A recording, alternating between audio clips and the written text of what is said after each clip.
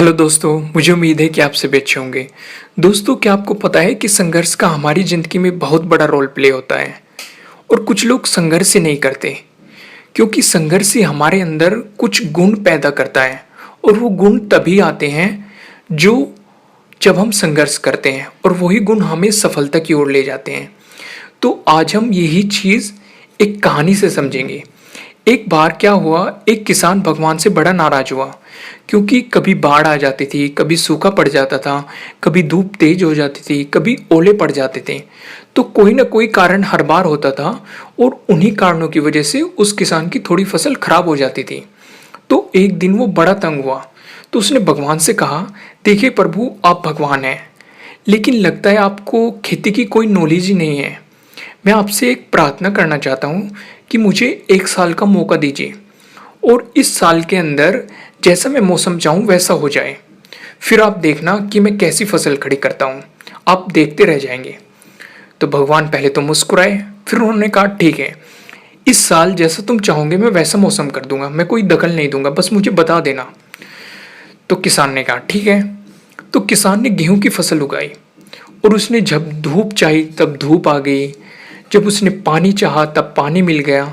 और उसने क्या किया, जो तेज धूप थी, ओले थे, बाढ़ थे, आंधी थी, उन्हें आने ही नहीं दिया।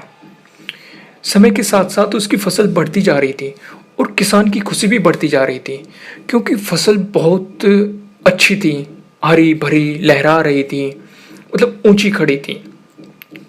तो किसान मन ही मन सोच रहा था कि अब भगवान को पता चलेगा कि फसल कैसी होती है और भगवान मेरी फसल देखते ही रह जाएंगे, बेकार ही, मतलब इतने वर्षों से हमें परेशान कर रहे थे।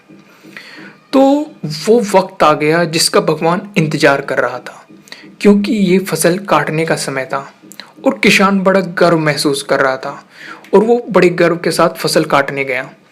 लेकिन जैसे ही फसल काटने लगा, एकदम से दुख के साथ छाती पे हाथ रख के बैठ गया और उसने कहा कि भगवान, ये क्या हो गया, क्योंकि गेहूं के अंदर कोई, गेहूं की जो बाली होती है उनके अंदर गेहूं ही नहीं थे।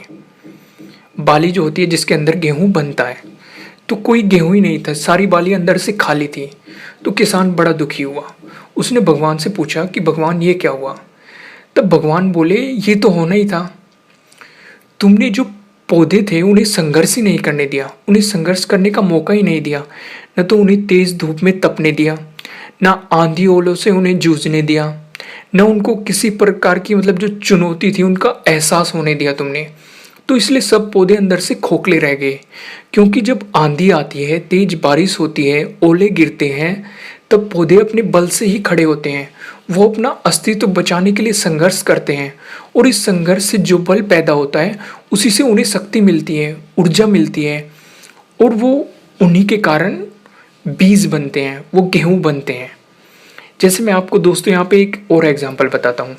जैसे सोना है, सोने को भी जब कुंदन बनाते हैं तो उसे आग में तपाते हैं, हथौड़ी से पीटते हैं और उसे गलाते भी हैं, पिघलाते भी हैं, मतलब उसे बहुत सारी चुनौतियों से गुजरना पड़ता है, तभी वो इतना अच्छा बन पाता है, इतना आकर्षित बन पाता है और इतना अनमोल बन पाता है। तो दोस्तों, उसी तरह हमारी ज़िंदगी भी है। अगर हमारी ज़िंदगी में संघर्ष ना हो, चुनौतियाँ ना हो, तो आदमी भी उसी बीज की तरह खोखला रह जाता है अंदर से। उसके अंदर कोई गुण ही नहीं आ पाता क्योंकि उसने किसी भी संघर्ष का सामना नहीं किया और ना ही इंसान को सफलता के रास्ते मिल पाते, उसे, मतलब ना ही वो प्रतिभाशाली बन पाता। तो दोस्तों, आपकी लाइफ में कोई भी चुनौती आती है तो उसे हंसी हंसी स्वीकार कीजिए क्योंकि वो आपको कुछ सिखाने वाली है, आपके लिए सफलता के दरवाजे खोलने वाली है। अगर आपने उस चुनौती का सामना नहीं किया तो आप अंदर से खोखले रह जाएंगे और जिंदगी भर, मतलब आपके अंदर कोई प्रतिभा नहीं आएगी। तो संघर्ष का हंसी खुशी, हर चुनौतियों का हंसी खुशी सामना कीजिए क्योंकि वो आपका कोई नुकसान नहीं करने वाली, वो आपको कुछ सिखाने वाली है जो आपके लिए काम आएगा, सफलता को प्राप्त करने के लिए काम आएगा। तो दोस्तों, मुझे उम्मीद है कि आपको ये स्टोरी अच्छी लगी होगी और अगर अच्छी लगी है तो इसे लाइक ज़रूर कीजिएगा और अगर आप हमारे चैनल पर नए हैं तो सब्सक्राइब करना बिल्कुल भी मत भूलिएगा और अगर आप चाहते हैं कि ये स्टोरी किसी और के काम भी आए तो आप इसे शेयर भी कर सकते हैं। Thank you.